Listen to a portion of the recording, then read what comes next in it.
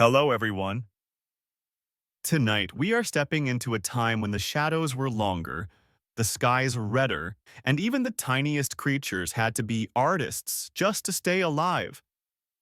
Beneath a sun so old it didn't yet know our names, a creature scuttles across the prehistoric earth, not fleeing, not hiding, but dancing.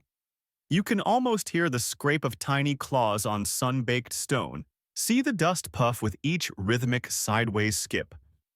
It's a performance not for beauty, but for survival. Because if you're dinner-sized in a land of jaws, standing still isn't an option. So before you get comfortable, take a moment to like the video and subscribe, but only if you really like what I do here. Also tell me where you're watching from and what time it is over there. I love seeing how far these stories travel. Now turn off the lights, maybe turn on the fan for some soothing noise, and let's get started tonight. You shuffle along a narrow canyon edge where the rock still weeps from the night's cold, your toes leaving odd little hash marks in the soft sediment. The morning sun hasn't fully crested the ridge, but already the stone beneath your belly warms like a hidden stove. You're not fast, no one like you is, but what you lack in speed you make up for with sheer unpredictability. You are technically a nodosaurid, though no one in your timeline knows that word yet. You're the size of a coffee thermos. If that coffee thermos had armor and the attitude of a wind-up toy. You don't roar, you don't slash, you don't puff yourself up. Instead, you shuffle sideways, then leap sideways again. What the predators see is chaos. What you're doing is choreography. Your species is known by scientists today from just a partial skeleton found in what used to be the floodplains of ancient Gondwana. They argue over whether your dance was just evasive instinct or something more neurological twitch patterning perhaps. One paleontologist even suggested it was a social behavior gone rogue. Historians still debate whether your zigzag tracks represent a flight path or a mating display gone very, very wrong. Right now, though, none of that matters. You're just trying to cross the clearing without being eaten. You pause. The ground here is open, flat, crusted with lichen and wide enough for a flying predator to see you from miles up. You glance back at the rocks behind you. Safety, shade, spiders. You hate spiders. So forward it is. You scurry 3 steps, leap to the right, pivot, mid-air, land on your left side, and roll upright with a pop. A puff of dust bursts behind you like a magician's smoke. You wait. Nothing follows. And then a sound, sharp, dry, like a whip crack against bark. You freeze. Out in the clearing, tall grasses bend in a direction they shouldn't. You know that pattern. Something big. Probably 2-legged. Definitely hungry. You turn your back to the sun and lower your body, letting your armored back blend with the pebbles and burnt scrub. Your tail curls tight and twitching. You have no spikes, no club, no venom. You have the dance. 3 seconds of silence. Then you spring up and go. You don't run in a line. You don't run at all. You hop. You cartwheel. You feint left, then double back tail first, then leap again straight into a small ditch that even you didn't notice until it caught you. The predator. A juvenile megaraptor bursts into the clearing like it owns the sun, only to trip over your erratic trail and snort in confusion. You hear its claw scrape stone, see the glint of its teeth, and then you're already up and moving again, your claws tapping like raindrops on clay. Predators hunt by patterns. You are anti-pattern. Even your footprints lie. What you leave behind looks like 6 animals converged and then exploded outward.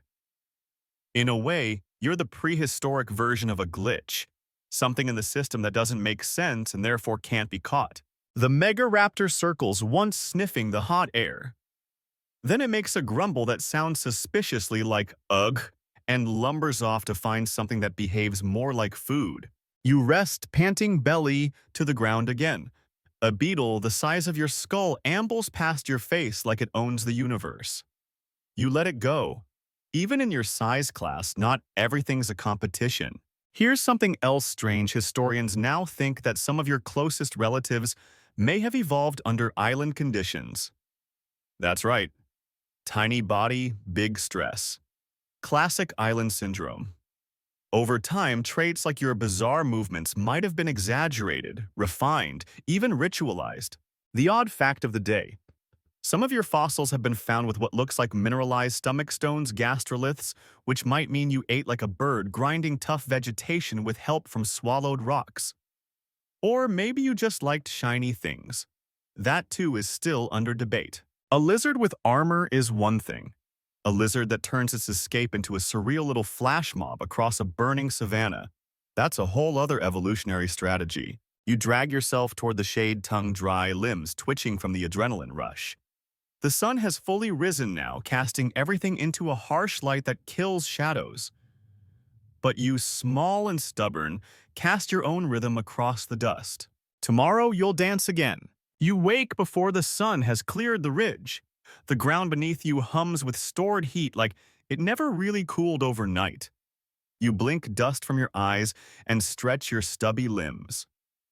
The world smells of hot clay and old plant resin, and the air has that faint electric buzz it always gets when predators are already moving. You emerge from a hollowed rut at the base of a basalt outcrop, your favorite sleeping nook, cozy, shaded, and nearly invisible from above. But you're not alone this morning. The heatlands hum with anticipation. Out in the distance, over the rise where salt winds scour the land clean, you see them, a pair of carnosaurs already moving with that patient, almost lazy rhythm big killers have when they're not hungry yet but are looking anyway. One of them snorts and snaps at a fly. The sound echoes across the basin like a dropped boulder. Nope. You flatten yourself against the earth and begin your signature sidestep, 3 sharp taps to the left, a scoot backward, then a tail flick. Your feet drum a gentle tattoo against the clay. A movement so ingrained now that it feels like a morning stretch. You've survived long enough to know this routine. This isn't just locomotion, this is warm-up. See, you can't afford mistakes. The terrain here isn't forgiving. Cracked earth forms cruel little trenches sharp enough to split toe bones. The sun plays tricks. 2 heat ripples so thick they can make a branch look like a snake, or a snake look like lunch. You don't rely on sight. You rely on memory, intuition, and a very healthy sense of paranoia. You pause near a patch of prickly ground brush that smells like burnt honey and old eggs. A beetle corpse glistens there, steaming slightly. The heat's already unbearable and it's barely past dawn. From the rock above you, a lizard. One of those long-bodied things with sticky feet and a bad attitude hisses at you. You blink at it slowly. The two of you have no beef, but if it tries to steal your burrow again, it's going to learn how strong your tail flick really is. A gust of wind stirs the dust and you squint up. Not clouds, just grit and heat. There hasn't been a cloud here in weeks. It's part of why predators are so cranky. Everyone's thirsty, and when carnivores get thirsty, they get stupid. And here's a little something historians often miss. This part of the late Jurassic wasn't all ferns and forest. No entire regions were blistering savanna, rocky, dry, exposed. The idea of constant jungle is outdated. What you're walking across today, it's closer to a fossilized frying pan. You press forward, your route winding toward the base of a twisted, stunted tree, more bark than leaves. You circle it once, not for shade, but to scan the wind. Smell tells stories here. Resin, scat, decaying feathers. Something passed by recently, and it wasn't vegetarian. You start to move again, and that's when you feel it, the tremor. A soft, almost playful thump beneath your feet. Not rhythmic, not storm. Something walking light, fast, deliberate. You freeze. 1 beat, 2 beats. The tremor stops. You spin. Nothing. But then a shape out of the corner of your eye. Something small, but not smaller than you. A lizard. A mammal. No, it's a juvenile dromaeosaur, barely the size of a house cat and twitchy like it's late for school. That's bad news. The small ones are hungry all the time and haven't yet learned to fear a challenge. You bob your head slowly, sizing it up. It's watching you the way toddlers watch juice boxes, like it's trying to figure out the opening. You don't run. You sidestep, left back step, jump forward, spin and pause, mid-turn tail up. This is not fear, this is flair. The juvenile pauses, blinks, and makes a strange chirping noise like a sneeze underwater. Then it pounces, but you've already launched yourself sideways, landing in a dip behind a crusted boulder.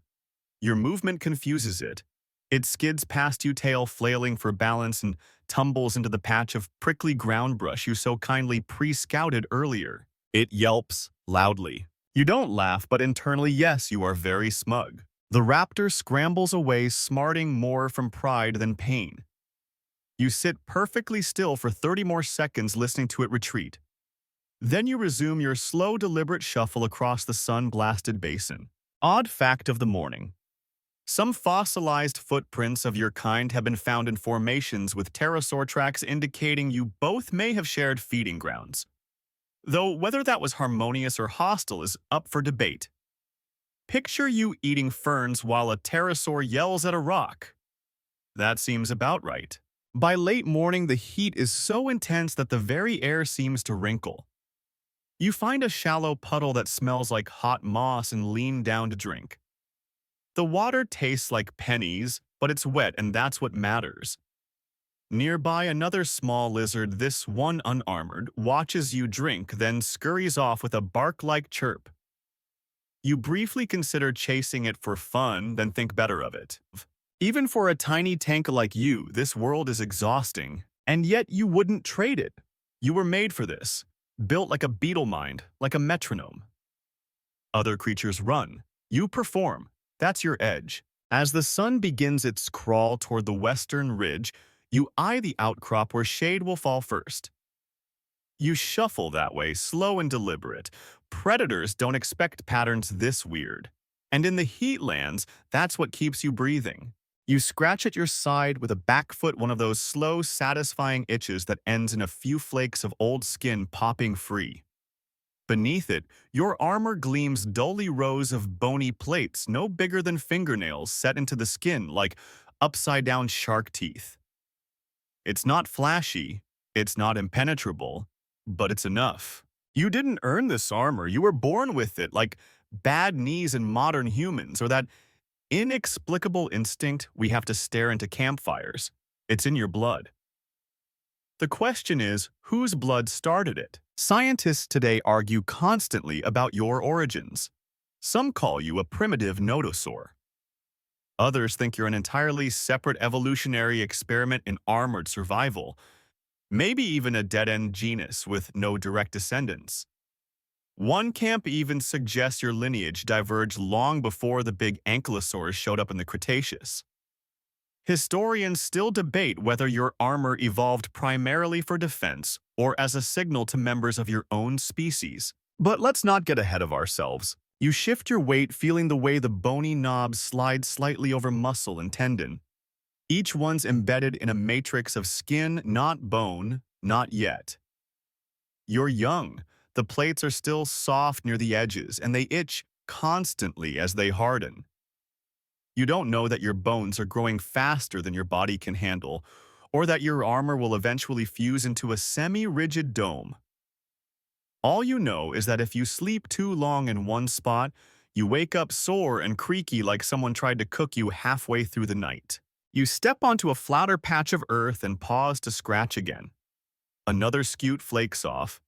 You bite it, taste the mineral tang. Not food, not today.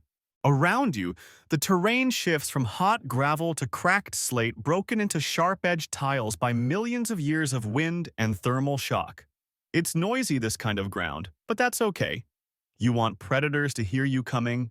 You want them to try. You do a quick fake step, then bounce backward in a tight little roll. If someone were watching from above, they'd think they were seeing a bug glitch across a video screen. Speaking of above, a shadow flashes across the stone. You don't freeze, you spin, low and tight plates clicking faintly. The air rushes past as a pterosaur dips too close, realizes its mistake, and flaps upward again with a shriek that sounds more embarrassed than angry. Your heart thuds. You puff your sides to look slightly bigger, then deflate like a disappointed pastry. Over the rise, a herd of dryosaurids mills about nervously. They're always nervous. Big eyes, thin legs, and no armor basically, the prehistoric version of living anxiety. One of them glances your way and flicks its tail in what you can only assume is judgment. You mutter something sarcastic under your breath and keep walking. Now, here's something odd: your kind is rarely found near these herds.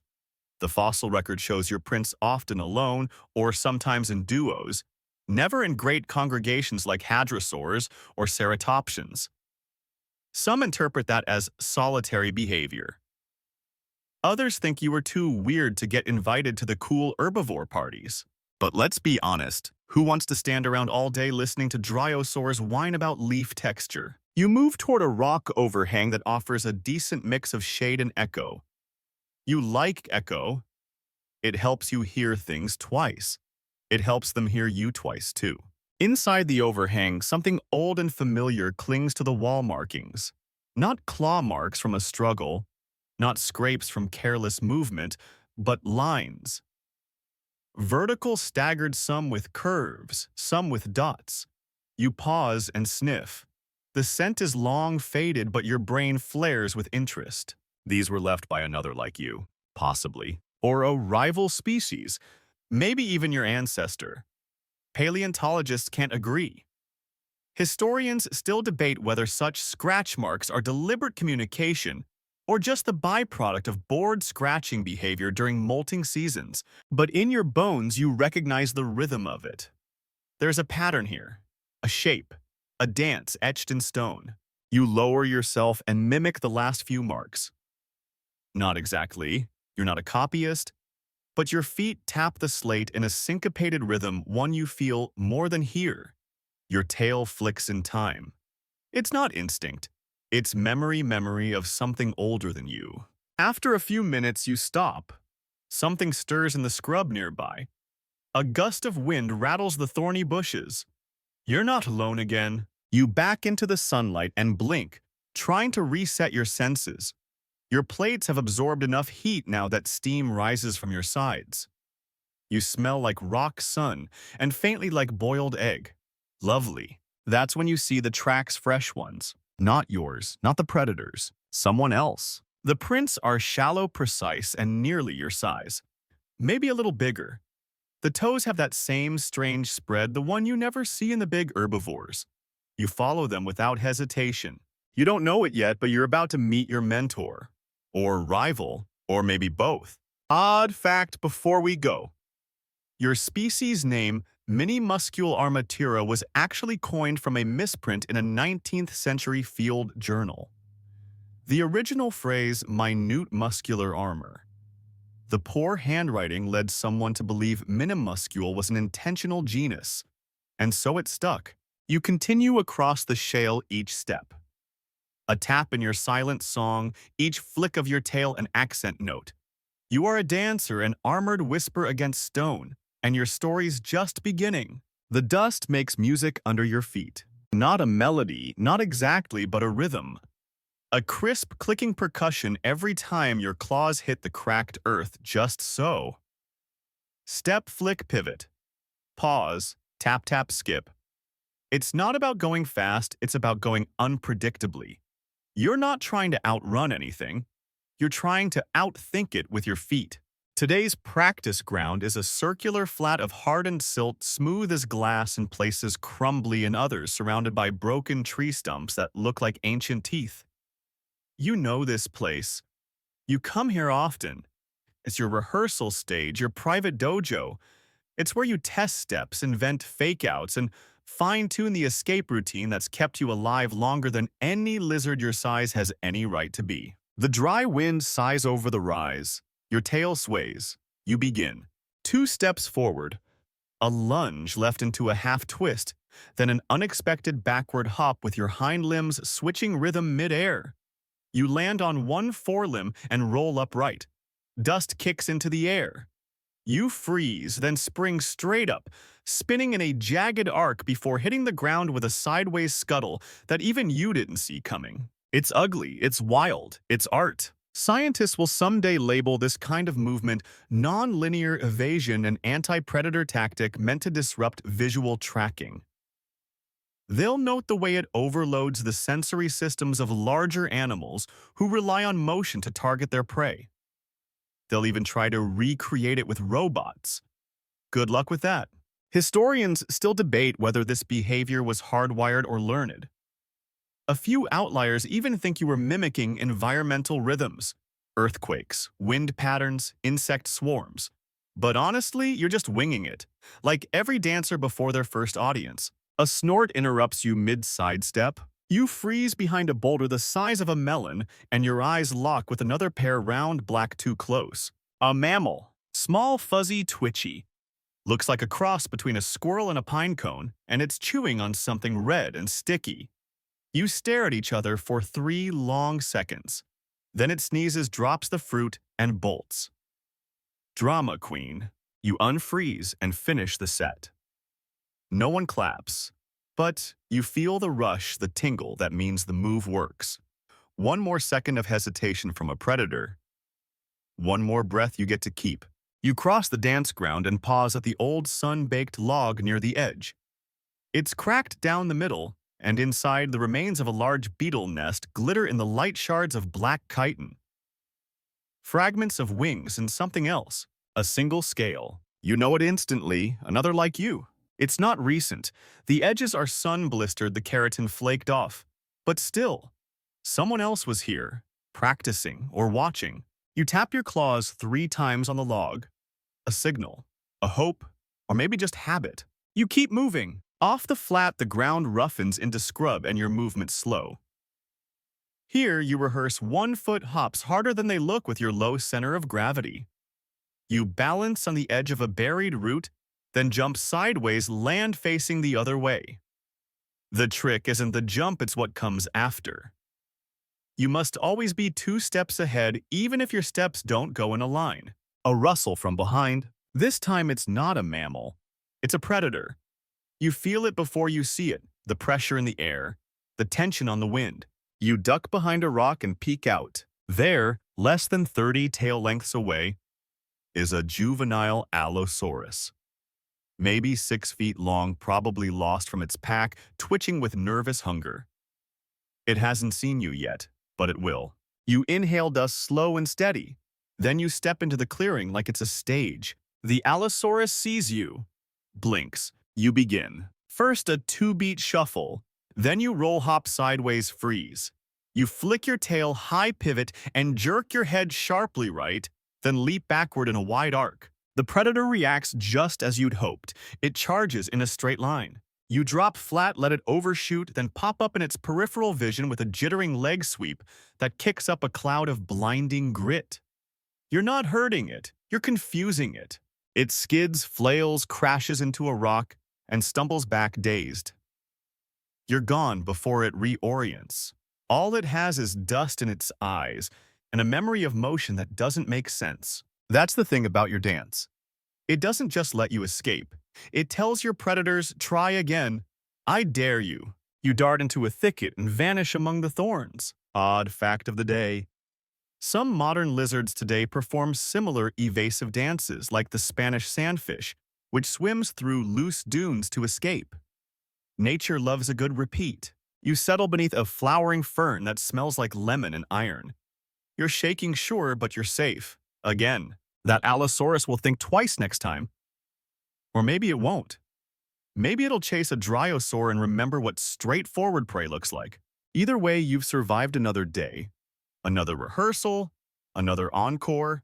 You rest your chin on the stone and stare at your shadow, small, bumpy, ridiculous. You are a joke to some, an enigma to others, but to the heatlands you are rhythm incarnate. You're breathing hard, but you're not panicked. You're exhilarated. The dust still hasn't settled from your last performance, an actual predator.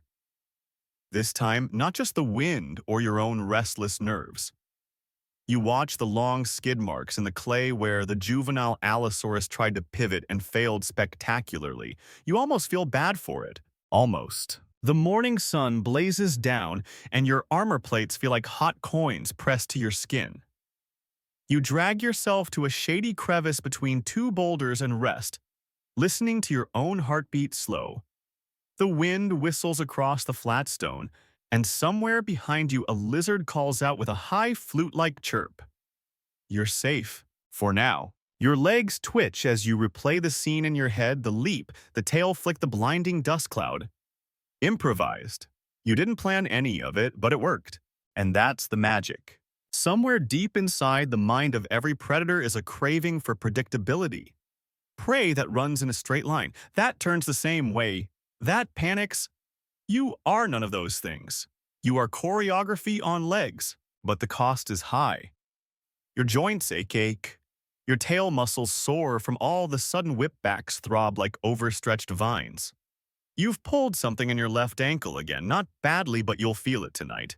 You always do. Still, you smile in your lizard way, wide-eyed, still just slightly smug. You crawl out of the rocks again as the sun moves overhead. Your stomach growls. You haven't eaten since the berry patch 2 days ago, and even that was mostly seeds. You need something dense roots, maybe. You shuffle toward the cliffs. There's a place there, a crack in the stone, where water seeps up and soft moss grows like green velvet. Not delicious exactly, but filling. Along the way, you pass a dry riverbed littered with bones. Most old, some very old, and a few with that smell that means don't eat this. One of them still has feathers. You nudge it with your snout, flip it over. Tiny claw marks along the ribs. Whatever died here didn't die peacefully. You move on, keeping to the cliff's shadow. It's cooler here, and the rocks offer quick cover. You start humming. Well, you think of it as humming. Really, it's more like a rhythmic tapping of your claws on stone as you walk. Left foot tap, right foot drag, tail flick. There's comfort in rhythm. It tells your body you're in control. It keeps your panic in check. Then crack. A dry stick just ahead. Not wind, not rockfall, movement. You freeze halfway into your next hop. Slowly you lower yourself and peer between two stones. It's a predator. Again, but not the same kind. This one's lighter, more deliberate, almost graceful. A deltadromeus, thin and high-legged, with alert eyes and a lazy confidence that makes your stomach tighten. This one isn't guessing. This one knows. You don't have the luxury of hiding, it's too close. But you have space, a little. You step out slowly. No sudden moves yet. Let it see you. Let it measure you. It does. Its eyes narrow. Its mouth opens, then closes. It tilts its head like it's about to ask you a riddle. You give it your best stance, tail arched, body, low feet planted. Then you begin. This time you don't just dance. You perform. You twirl with a pivot that sends dirt flying. You roll into a diagonal dash and leap straight up into a twisting flutter that makes your armor plates catch the light like broken mirrors. The predator hesitates. You spin again, land backward, then dash forward 2 steps and instantly reverse direction, your claws scraping high-pitched across a flat stone. You leap onto a small rock and strike a ridiculous pose. There's a half-second where the deltadromeus blinks. It looks confused. You've broken its rhythm. Its brain doesn't know whether you're prey, rival, or hallucination. You explode backward into a bush you know has thorns, but you don't care. The predator lunges, but too late. You twist under the shrub's vine-covered base and slither out the other side, leaving behind only kicked-up dust and the sound of your claws tapping the stone like a fading drumline. The deltadromeus doesn't follow. You think you hear it snarl frustrated, or laugh. It's hard to tell with that kind of thing. You don't stop running until you reach the moss patch by the cliff. You collapse panting. Your tongue flops out like it's trying to escape on its own. The moss is soggy, but sweet. You eat it anyway. It sticks to your teeth and tastes like old ferns, but right now it's the best meal you've ever had. Odd fact for the day. Some ancient dinosaurs had inner ears so finely tuned that they could detect vibrations in the ground from over 100 feet away. Historians still debate whether your kind used this sense to detect predators or to sync their movements with others of your species. A kind of low-frequency coordination, a lizard flash mob. You wonder about that sometimes if you're alone, because you're alone, or because you just haven't found your beatmates yet. You rest your chin on the moss. The light is changing. Soon it will be evening, and that means new dangers. Night hunters, insects with bad intentions, falling rocks. But for now, you're alive. And more importantly, you're unpredictable. And if anyone asks what saved you today, you'll say choreography. The sky is bruising toward dusk when you find them. Not creatures, not fresh prey or the slow shimmer of a waterhole, but markings, again, deep in a narrow rock corridor where the wind doesn't reach and the shadows come early. You stumble upon a stone wall crisscrossed with strange scratches. At first, it looks like wear scrapes from claws or claws dragged during a chase. But you know better now. This isn't panic, this is rhythm. The cuts are shallow, deliberate, each one echoing the odd offbeat cadence you've been training your body into since the day you first learned that moving straight equals dying early. You take a step closer. The air is dry and quiet, muffled, like it's been dusted with felt. No predators here, just the scent of thyme stone and old plant resin. You raise your foot and tap twice. Nothing responds. Still your heart thuds. You remember the other marking days ago in the sun-baked log near your training ground? And the scale. Another one like you somewhere out there, maybe close. The scratches form jagged arcs and stuttered lines. You mimic a few moves on the ground, pivot stomp, rear hop. It fits. Whoever made this danced here, practiced, left a record, and you've just stepped into a prehistoric rehearsal hall. Scientists today argue about these kinds of traces. Some believe they're territorial warnings. Others think they're courtship codes carved by males to impress potential mates or intimidate rivals.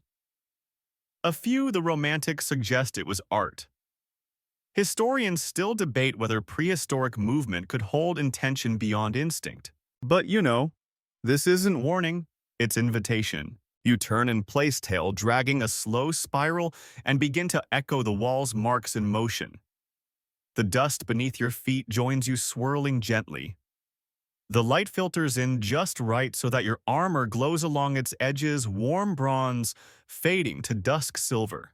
You finish with a heel snap and freeze. Then a sound. Not wind, not bird call. A rustle. You drop flat and go still. From the corridor's edge, a figure steps into view. You almost bolt, but then you realize it's small, low to the ground, four-limbed, armored. Like you, your eyes lock. The other lizard freezes too. Not fear, calculation. It makes a small motion, a sideways flick, a tail twitch. Your pulse jumps. It's a step. You mirror it. The other tilts its head, then steps again, short, clipped, and on beat. You mirror that too. A breathless duet unfolds, unspoken but precise. Tap, flick, pivot. Dust rises, shadows stretch. The ancient corridor becomes a dance floor between stone teeth.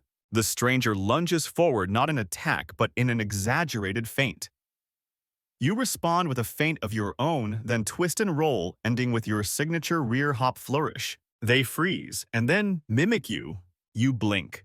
Then tilt your body forward in acknowledgement. You don't speak, not in words, but your body is a language now, and it has just found another fluent speaker. The two of you circle once more, then step away, neither turning your back. The stranger pauses beside the wall and brushes it lightly with a hind toe. Then it vanishes into the shadows beyond. You sit there a long while, dust settling on your back, claws twitching with energy. You are not alone. Here's something weird for your modern human brain. Paleontologists have found fossilized trails that seem to overlap in strange patterns, almost as if multiple creatures were moving in choreography. At first, they thought it was coincidence. Then they found a site in what's now northern Argentina, where 6 armored dinosaur tracks appear in circular patterns. Some still insist it's an accident, others call it the Jurassic Arena. Historians still debate whether dinosaurs ever danced together. You're back on the move now with renewed purpose.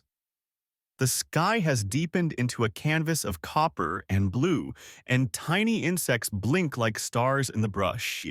You practice your new steps on the way back to your burrow. Lighter, tighter. with one particular spin the stranger used that you're now definitely stealing. It's hard on your ankle. You do it anyway. Odd fact. The most complex vertebrate movement observed in modern reptiles today is the combat dance of male chameleons. They puff, sway, and lunge in deliberate displays of color and motion, not to win, but to not fight. A victory through rhythm. Sound familiar? You pass the place where the dinosaur herds sometimes sleep, but tonight they're absent. Just crushed grass and a single tail print. You dance there too. No audience, no predators, just the soft crunch of plant stems and the beat of your own feet in the fading light. Back at your burrow, you scratch one last mark into the clay wall. A curve, a jagged flick. Something new. Yours. A message. Or maybe just muscle memory. Tomorrow, you'll return to the corridor. Maybe the stranger will be there again, maybe not. But now you know what to look for, not just in the stone or the dust, but in the rhythm. You wake to a tremble in the dirt. Not thunder, not predator, not even one of those lowland rumbles that shake the ground when the sandstone cliffs crumble in their sleep. No, this is lighter, regular, rhythmic. You crawl out from your burrow still coated in last night's dust limbs, stiff and tail-dragging like a forgotten satchel. The sun hasn't yet pierced the canyon rim, but something else has arrived. Movement. Your head tilts instinctively. You're not alone.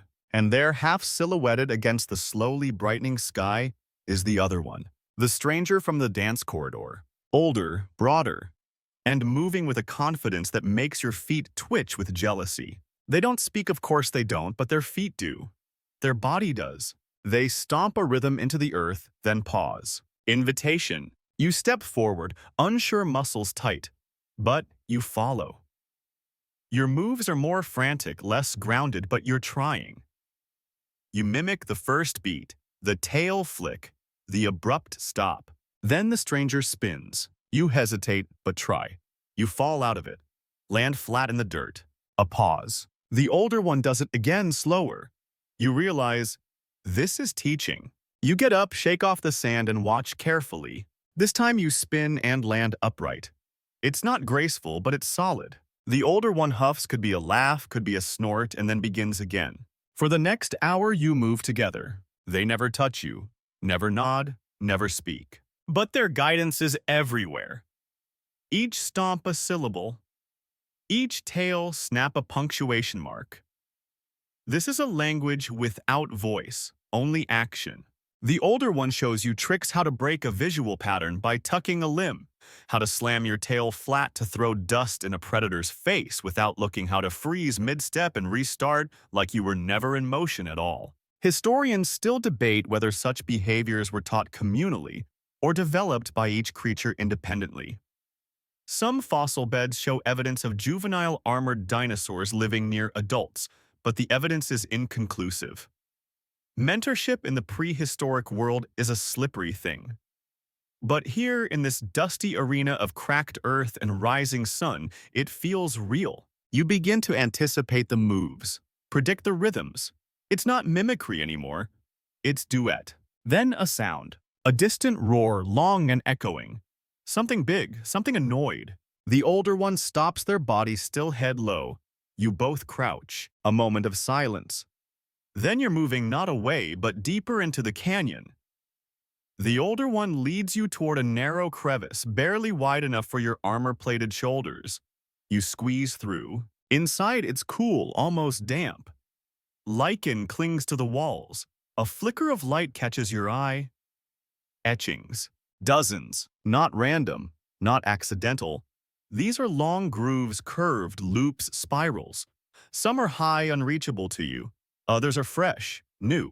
You look back. The older one watches you unmoving. You begin to understand. This is not just practice, not just display.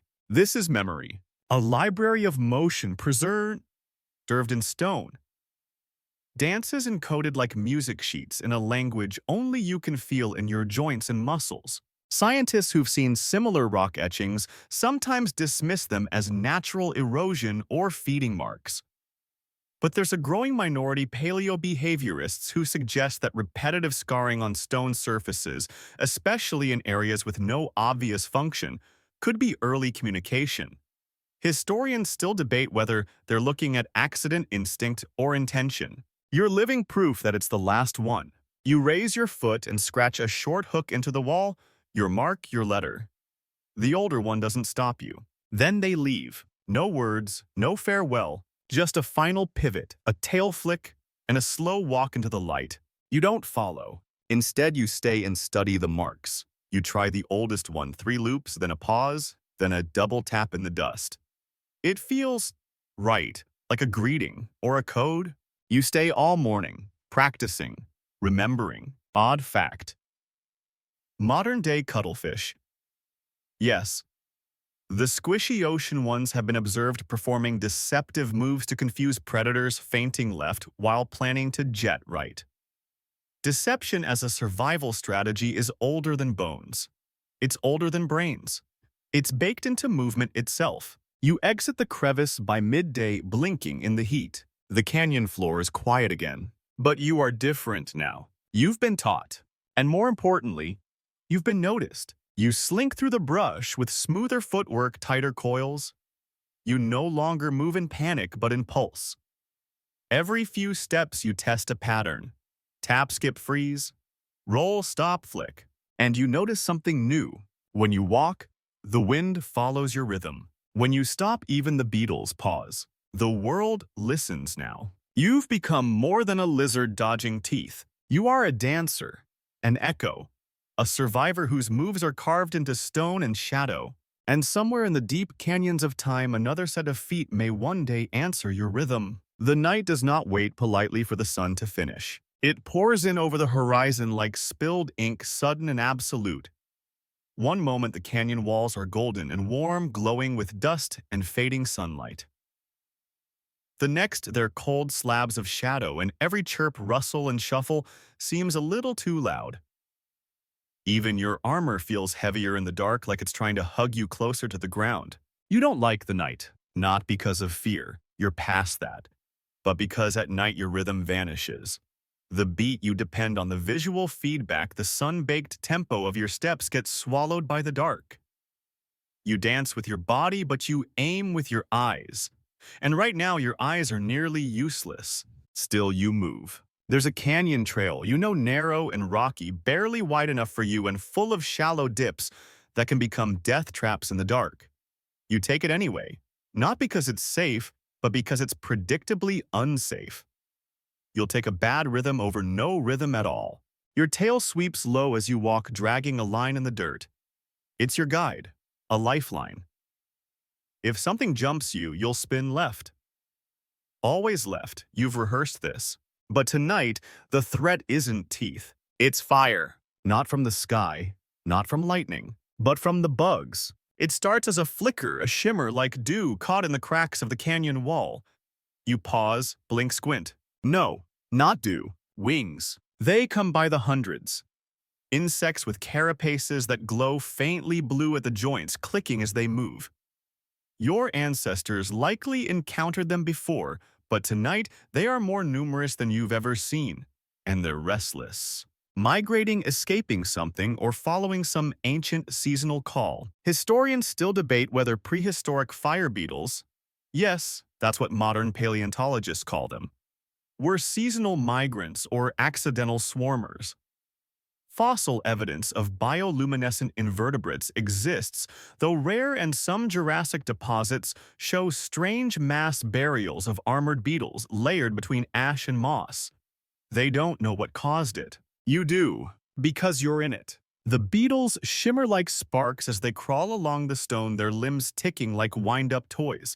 They don't attack, but their glow triggers something in the canyon predators.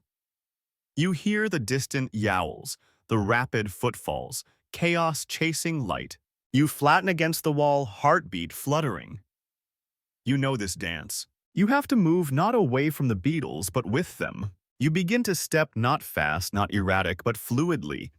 Your feet avoid the glowing clusters. You mimic their pace, their rhythm. You become one of them. And it works. From above, A predator cries out, some small theropod judging by the shriek. It pounces down into the trail just ahead of you, snapping wildly. You freeze in the glow, tail lifted, body still. It doesn't see you. It sees the beetles. It lunges again, grabs a glowing mass, and bolts into the dark, crunching loudly. The rest of the swarm scatters like burning leaves. You exhale and move. You dance again, low, sharp, precise. Odd fact. Modern desert lizards have been recorded performing strobe runs, a zigzag dash under intermittent shadow cover to confuse hawks and falcons. Your dance. It's prehistoric strobe. Tonight, you're its champion. You make it to the end of the trail as the beetles begin to thin out. The light grows dimmer. The heat still clings to the stone, but the air cools fast now. A cold breeze snakes down from the high cliffs. You curl under an old log, breath shallow, tail twitching with residual tension. And that's when you hear it scratching. Not beetle, not predator. A foot, deliberate, behind the log. You freeze again. And then just barely you see a shape. 4 limbs, armored, familiar. It's the older one. The mentor. The dancer. They make a sound low and strange like claws on bark. Then they flick their tail in a fast, complex pattern. It's a call. You emerge slowly, letting your shadow stretch first. The beetle glow reflects off your plates like blue stars in a midnight sky. The older one steps back, turns, and begins to walk. Not toward shelter, toward high ground. You follow. Together, you climb the narrow spine of the canyon until it flattens into a wind-scoured ridge. The view from up here is nothing but blackness and fireflies below, and the faint outline of ancient trees beyond. Then the older one begins to move. Not a retreat, not an escape, but a performance. Their feet tap into the dust. Their tail sweeps wide. They spin not quickly but deliberately and pause at intervals that echo your own heartbeat. It's not just a show, it's a code. You join. Together, you dance in the dark. You don't know why, you don't know what it means, but it feels like history, like inheritance, like something old being passed forward without words, without time, only rhythm. As the stars appear overhead, you finish the last step side by side. The wind hums between the stones, almost like applause. You lie down in the dust, not afraid anymore. The older one curls nearby, not close, but near enough. Tomorrow the sun will rise again. But tonight, under firelight and starlight, you've become more than prey. You've become part of something older than fear. You dream of mirrors, not glass, not reflections the way you know them now, but ancient pools of water, dark and unmoving. You leap above them, spinning, twisting, and as you land, you see another creature rise up to meet you from the surface. For a moment, you're not sure who's real and who's the echo. When you wake, your heart is pounding. You're alone again. The older one is gone. No tracks, no scent, no farewell. Just dust and silence. You don't panic. This is the way of the world. In a place without permanence, even companionship is temporary. You stretch, groaning softly. Last night's steps live in your muscles, and the glow of the fire beetle still flickers behind your eyes. But the sun is back now, blazing and direct. No more dreamlight. Just heat and thirst. You descend the ridge in silence, moving not with urgency, but with a dancer's patience. Even your walk has changed. Tighter steps, subtler pivots. The older one left you something real. It's in your hips now, your shoulders. You're no longer just performing. You're speaking. The path leads down into a river valley, broad, shallow, muddy, and nearly dry. It hasn't flowed in weeks, but the mud still remembers. Cracks lace the banks like ancient calligraphy, and in the shallows, birds, small, shrieking, furious birds, poke around for beetles and forgotten fish bones. You step carefully onto the riverbed. Mud clings to your feet, sucks slightly with every step. You hate it. It slows your movement, steals your rhythm, but you don't stop. And then you see it. A reflection. Not yours, not quite. The water here is barely an inch deep, but still enough to catch an image. You leap light, instinctive, and land near the edge. As your movement ripples across the surface, you see the illusion you dancing. but different. The water distorts. The reflection elongates your tail, softens your armor. You move again. Your shadow moves differently. And something clicks. A new step. You pivot with the ripple. Then you test it again. A jump with your tail tucked, lower body angled so the reflection trails your movement rather than mimicking it. It's surreal, hypnotic, and brilliant. You begin to play using the water as your partner. Jump, hop, roll, and land. Watching the reflection misbehave, creating illusions that even your body can't. You can weaponize this. If you can't always be unpredictable, your shadow can be. You're not the only animal to use this trick. Modern cuttlefish shift color patterns based on light angle. Some desert lizards position their bodies to cast false shadows that look like heads or tails. Historians still debate whether prehistoric species manipulated reflection or light intentionally. But now you know. You were born to deceive not by lying but by movement. A rustle from the opposite bank pulls you out of your trance. You flatten instantly. A predator stands on the far side. Not large but fast. Feathered. This one's new. Its body is lean with quills down its arms and a gaze that crackles with calculation. It doesn't pace. It stalks quietly. Your heartbeat syncs with the mud drips.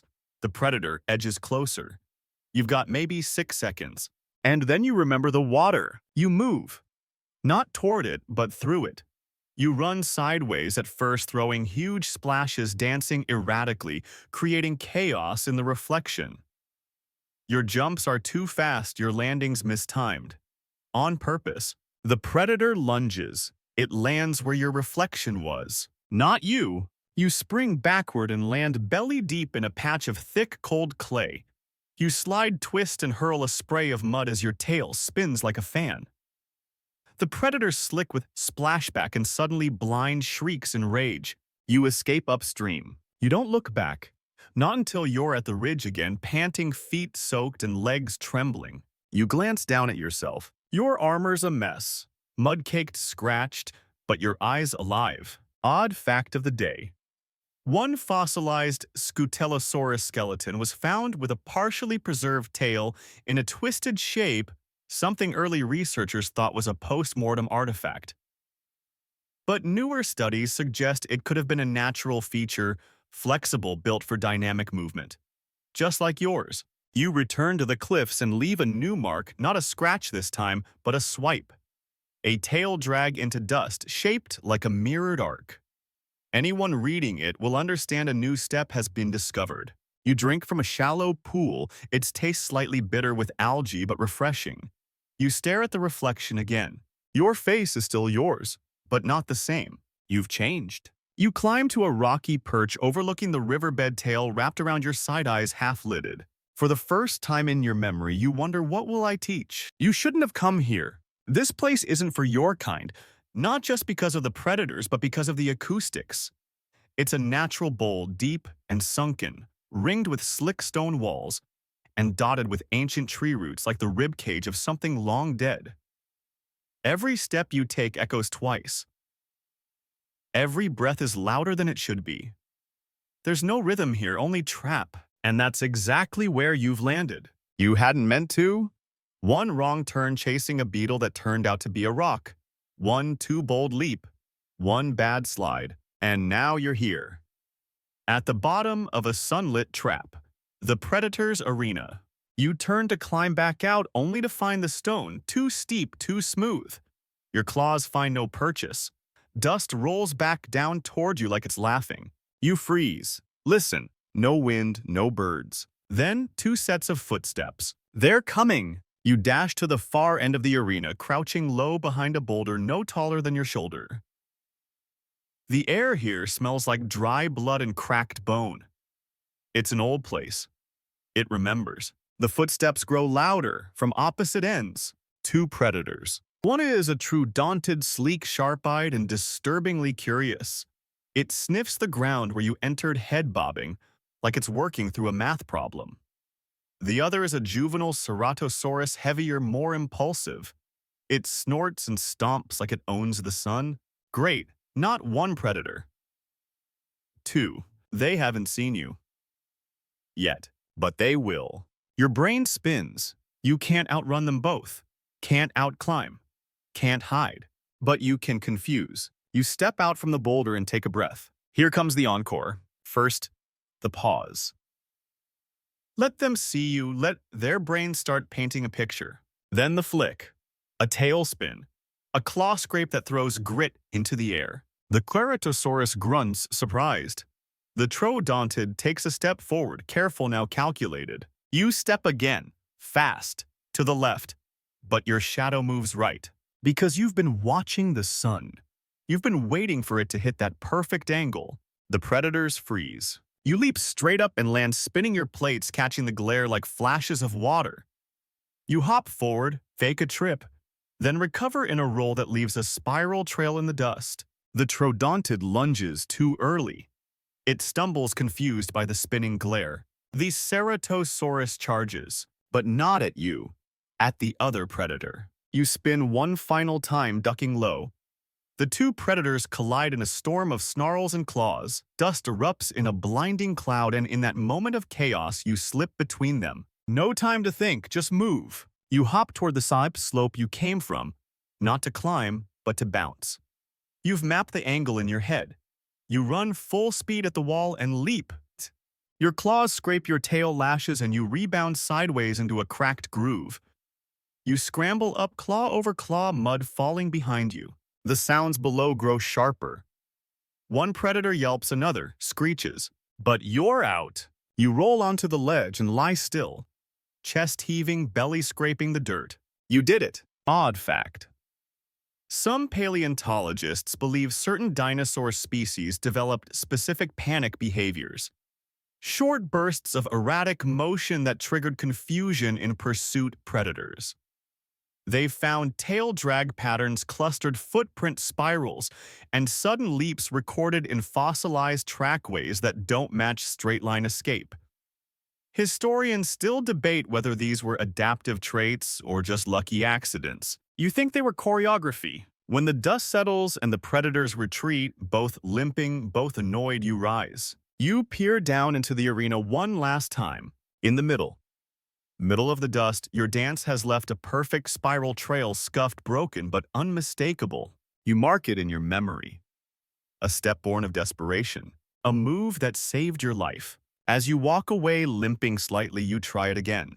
Flick, hop, twist, pause. Not pretty, but powerful. And now it's yours. The ground here is soft, softer than you like. Each step sinks a little, and your claws leave behind impressions too crisp, too readable.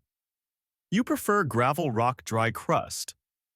Hard surfaces let you rewrite the story with each move. But this clay remembers everything. You walk slower. Behind you, your footprints trail in a jagged, looping mess, tight circles, sideways, lunges, staggered pivots.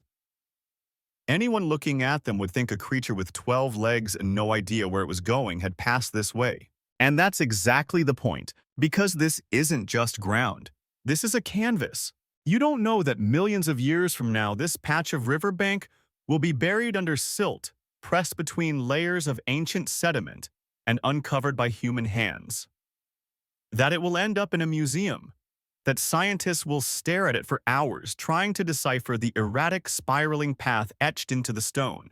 That they'll nickname it the fossil waltz. You just know that you're dancing again. You pick up speed, not fleeing, not hiding, but choreographing. Your tail drags tight arcs into the clay. Your feet stab forward and then retreat. You pivot mid-step, then reverse direction. You leap forward, land sideways, and scuff the edge of your belly into the mud. The sun is low. The river has shrunk into a thin trickle that hisses between exposed roots. The wet clay at the edges is perfect for marking. You go where the mud is deepest, then carve a full-body spin into the center of a wide circle. You pause to admire it, then ruin it with a tail swipe. The point isn't perfection. It's confusion, but also, strangely, expression. You've started to enjoy it, the dance for its own sake. What began as evasion is becoming something else. Communication, celebration. You don't know, but it feels different now. Here's something modern researchers still wrestle with. Fossils show not just bones and footprints, but movement patterns. There's an entire field now called ichnology, the study of trace fossils. Some ichnologists believe that behavior, not anatomy, tells the real story of a species. That how a creature moved, how it chose to move, might matter more than what it looked like. You're writing your story in the mud, and someone is reading it. You freeze. A faint vibration runs up your legs. Not the wind, not thunder. Footsteps. You slink behind a fallen log, curling into your smallest shape, eyes scanning. A head appears on the far edge of the clay field. Small, familiar. It's another of your kind. Not the older one. Not a stranger either. This one's smaller than you, awkward, wobbly. A juvenile. You watch it step onto the clay, wide-eyed, limbs stiff. It doesn't know what this place is. Doesn't know whose steps it's walking into. But it feels them. It begins to move, hesitant at first, a shaky hop, a pause, then a stuttering shuffle. It's copying you. You stay hidden, heart thudding, afraid to startle it. It stumbles once, recovers, tries again, and again. The movements start to form patterns, imperfect but familiar. You step out slowly into view. The juvenile freezes. You approach, tail low, claws soft against the mud.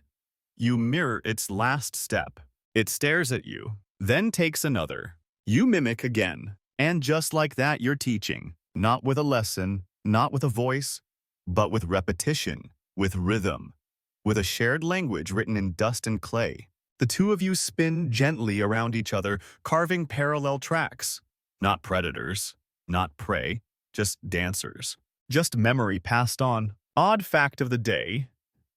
Some trackways in Australia show small dinosaur prints overlapping with larger ones of the same species, like juveniles, stepping where elders had walked. Some scientists suggest it's coincidence. Others call it shadowing behavior, young learning by mimicry. Historians still debate whether it was guidance or simply survival instinct. You know what it is. The juvenile fumbles a turn and lands flat on its belly with a thump. It snorts, annoyed. You flick your tail and belly slide beside it in perfect imitation. Mud flies. It looks at you surprised.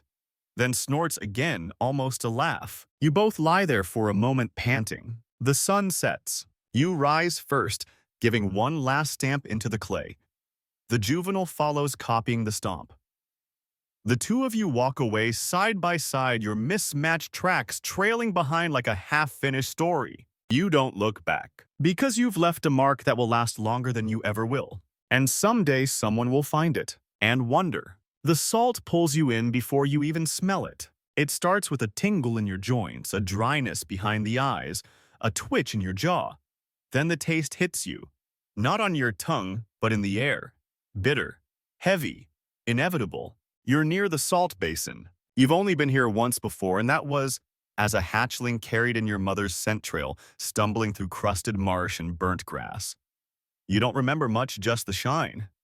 The overwhelming glare of sunlight bouncing off the flats, as if the ground itself were angry at the sky. But now you walk there on your own claws. The basin spreads out before you like a dead lake, cracked and gleaming. White rings halo the center, dotted with low shrubs that long gave up on looking green. A few twisted trees claw the sky at the edges, their roots bone white and bark peeling like sunburned skin. And across the basin, others are arriving. Your kind. Not many, 8, maybe 10. All small, all armored, all dancers. They keep distance, never touching. Some twitch tails in precise staccato loops. Others drag their feet across the hard crust in deliberate zigzags. No one speaks, but everyone listens. The silence is loud with potential. You don't know why they're here. You just know it feels right. This isn't a herd. It's a gathering. Temporary. Ceremonial, maybe. Seasonal, maybe. Historians still debate whether salt basins acted as social hubs for small, specialized herbivores or were simply high-risk, high-reward feeding zones. But the fossil record hints at repeated congregation. Parallel tracks. Shared spaces. You step forward. The salt stings your pads immediately. It doesn't hurt yet, but the discomfort is distracting, which is probably the point. This place strips away instinct. If you move out of fear, you'll slip. If you rush, your limbs will ache. You have to choose every motion. So you begin. Slowly, carefully, a side hop, a backward shuffle, a foot drag that traces a hook into the crust.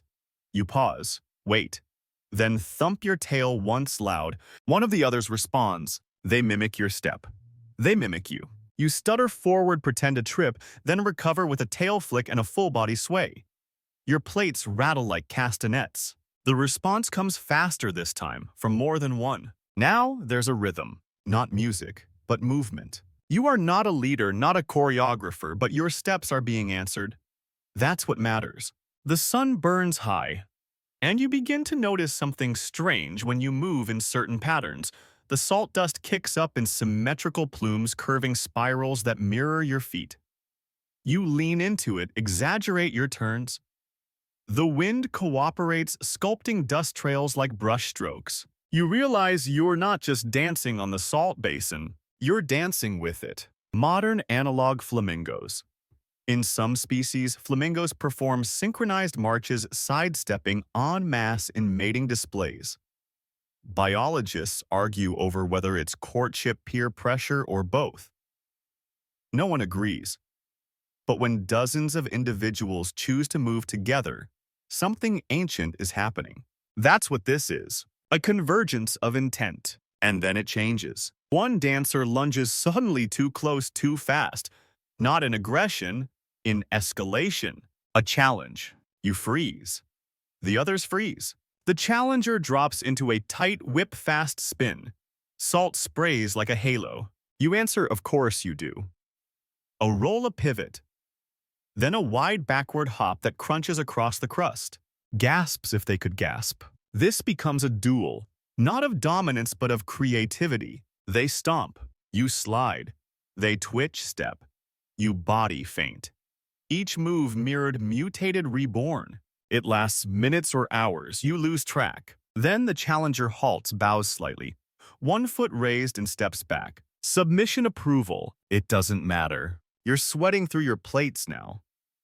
The salt has begun to sting between the joints. But you don't care. Your body aches and your feet are raw. But you feel alive. You break away from the circle.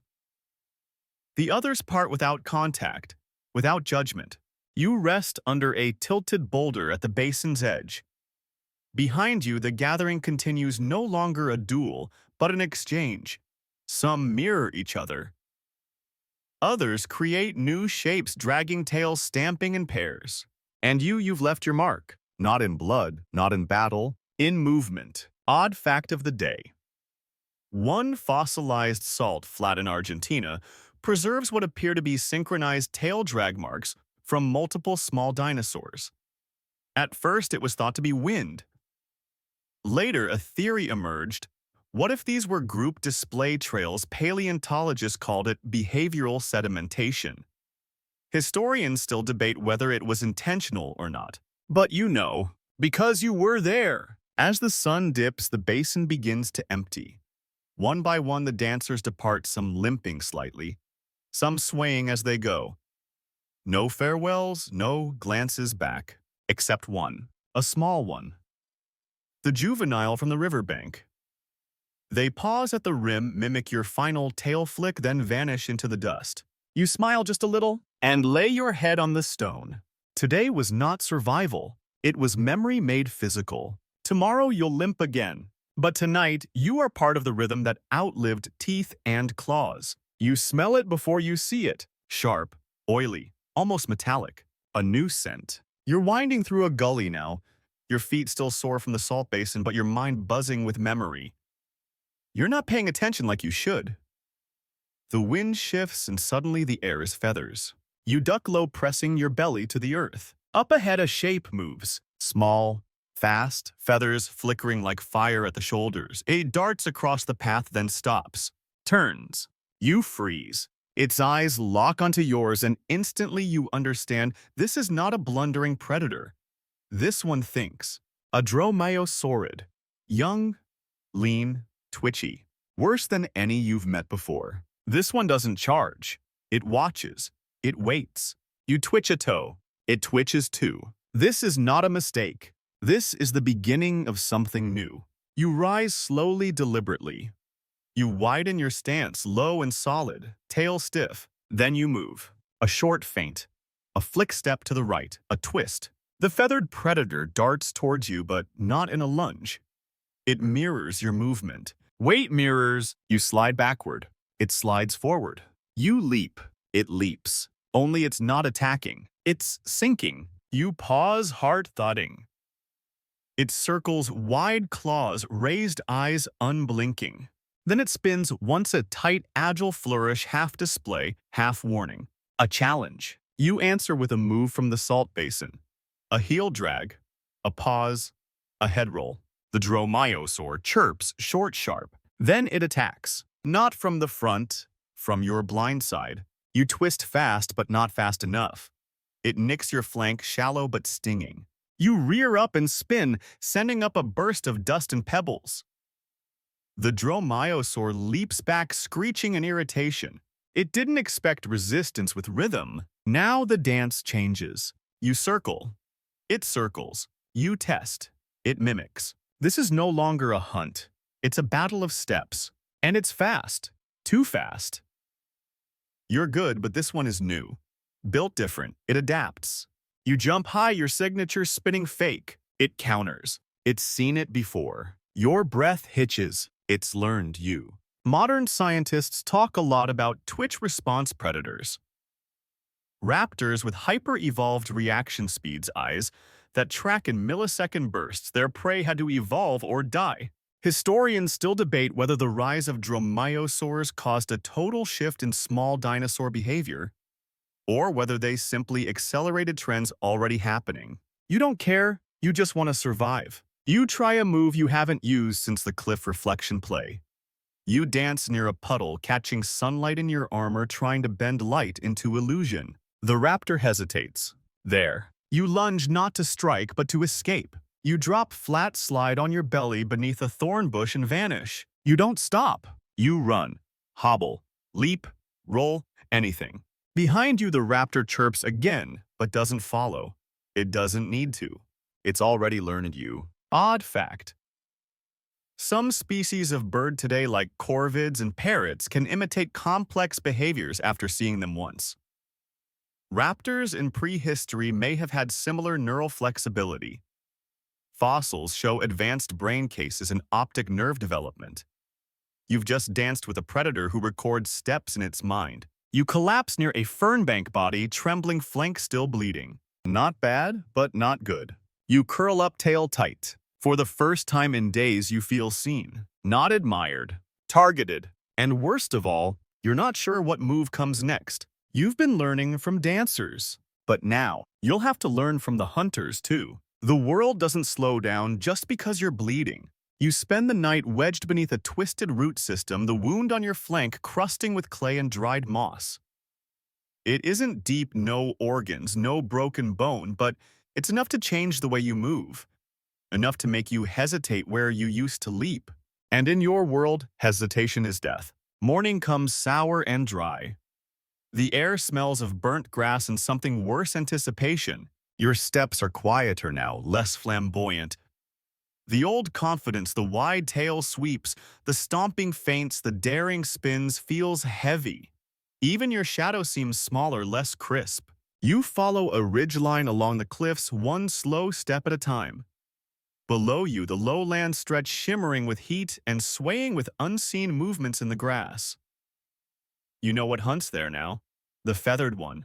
Fast, curious, smart. You've seen the future and it wears plumes. Still you dance. Not for the crowd, not for the legend, but because it's the only thing you know. Each step is smaller, each pivot tighter. You're adapting, learning to flow within your limits. The pain becomes part of the pattern. A twitch here, a pause there. Even injury can become choreography. Historians still debate whether ancient prey animals adapted short-term to trauma, or if movement was immediately hampered. Some fossil trackways show sudden limping patterns continuing for meters, but also occasional bursts of precision motion in those same individuals. Evidence of resilience. You are resilient on four limbs. You reach the cliff's edge and look down. The drop is steep, jagged, but you smell water. Safety, shelter. You inch closer and then freeze. It's here. The raptor. Not far. Down the slope. Lying in wait. It hasn't seen you. Not yet. But it will. You crouch, scanning for options. There's no escape behind you. The ridge narrows. Forward is the only way. And down below waits a hunter who knows your every move. Unless you do something you've never done before. You build a new step. You take a deep breath and run. Not fast, not straight. You throw your weight into a reckless spiral, not tight and refined, like your usual technique, but wild, bouncing, dragging your injured flank like bait. You flail, then suddenly stop going dead still mid-run. The raptor sees this, freezes unsure. You twitch violently to the left, but don't go that way. You drop instead belly first and slide down the slope in a controlled tumble. The raptor pounces, but not toward you. Toward your shadow. It lands claws, outstretched teeth bared, and hits nothing. You're already mid-slide, twisting through rocks, scraping your armor, letting the terrain finish the movement. You crash to the bottom, hard, but alive. Your ribs ache. Your vision swims. The raptor stares down from above, furious, confused. You've done it again.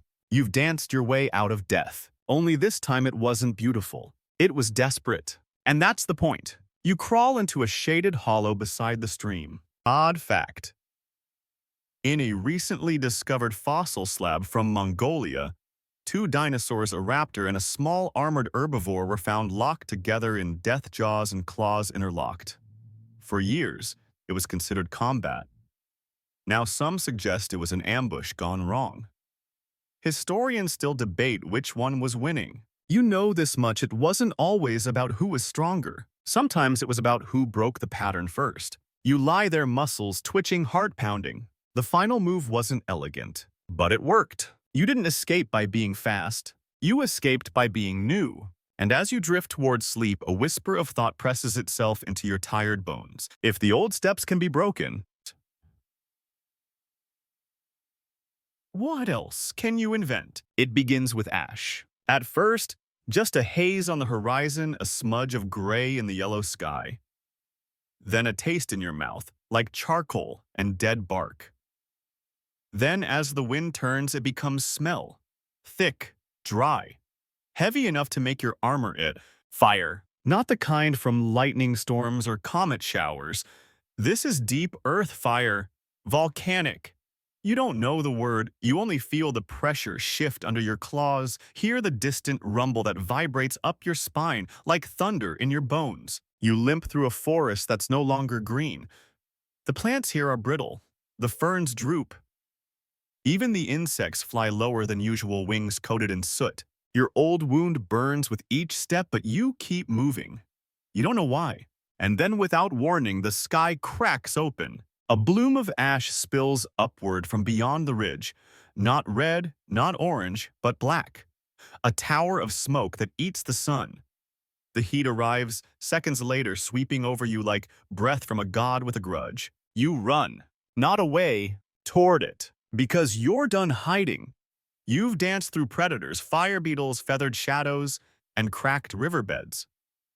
If this is the end, you're going to meet it on your feet. The ground shakes. Behind you, a small cliff crumbles into itself. Before you, the light dims to nothing. Day becomes dusk. The air turns copper. You find a clearing, the old one where you first practiced the side flicks where the dust rose like applause. You crawl onto the rock, and you begin. One last time. The first steps are slow. Your joints scream. Your tail won't quite flick like it used to, but your body knows what to do. You pivot on instinct. Drag one foot, then stomp with the other. Raise your tail, flick, left, drop. Then you twist. Hop, roll. The ash falls harder now. Snow but wrong. Dark hot clinging to your armor.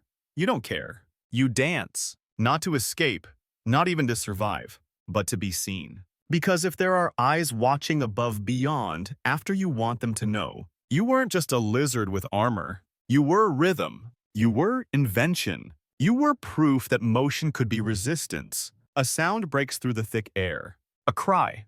Another dancer. No, not a friend. A predator. You turn slowly, body low. The feathered one is here. Not the same raptor, older, bigger, but with that same calculating gaze.